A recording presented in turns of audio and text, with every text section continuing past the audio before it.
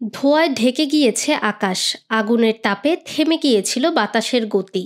চট্টগ্রাম ইপিজেডের সেই ব্যস্ত কারখানা এলাকায় কালো ধোঁয়ার চাদরে ঢেকে যায় শ্রমজীবী মানুষের বহুদিনের পরিশ্রমে গড়া স্বপ্ন। যেখানে প্রতিদিন ঘাম ঝরিয়ে তৈরি হতো রপ্তানিযোগ্য পোশাক, সেই কারখানায় পরিণত হয় আগুনের লেলিহান শিখার এক ভয়াবহ দৃশ্যে। চট্টগ্রাম রপ্তানি প্রক্রিয়াজাতকরণ অঞ্চলের একটি তৈরি পোশাক কারখানায় ভয়াবহ অগ্নিকাণ্ডের প্রায় ১৭ ঘণ্টা পর অবশেষে আগুন নিয়ন্ত্রণে এসেছে। ১৭ই অক্টোবর শুক্রবার সকাল ৭টা ২৫ আগুন নিয়ন্ত্রণে এসেছে বলে নিশ্চিত করেছে ফায়ার সার্ভিস ও সিভিল ডিফেন্স।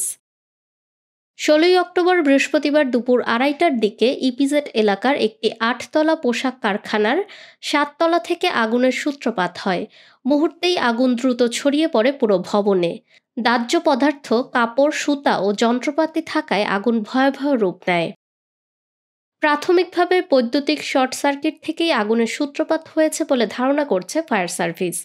চট্টগ্রামের জেলা প্রশাসক জানিয়েছেন, আগুনের প্রকৃত কারণ ও ক্ষয়ক্ষতি নিরূপণে তদন্ত কমিটি গঠন করা হয়েছে।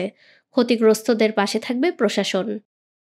সকাল থেকে আগুন নিয়ন্ত্রণে এলেও এলাকা জুড়ে নেমে এসেছে এক নিস্তব্ধতা। পোড়া কাপড়, গলে যাওয়া মেশিন, কালো ধোঁয়া আর মানুষের দীর্ঘশ্বাসে ভারী হয়ে আছে পুরো ইপিজেড এলাকা। রাতের আধারে জ্বলতে থাকা সেই আগুন শুধু একটি ভবন নয়, পুড়িয়ে দিয়েছে শত শত শ্রমিকের আশা, ক্ষুদ্র উদ্যোক্তার বিনিয়োগ আর পরিবারের হাসি। ফাহমিদা বিনতে আনোয়ার, নিরপেক্ষ।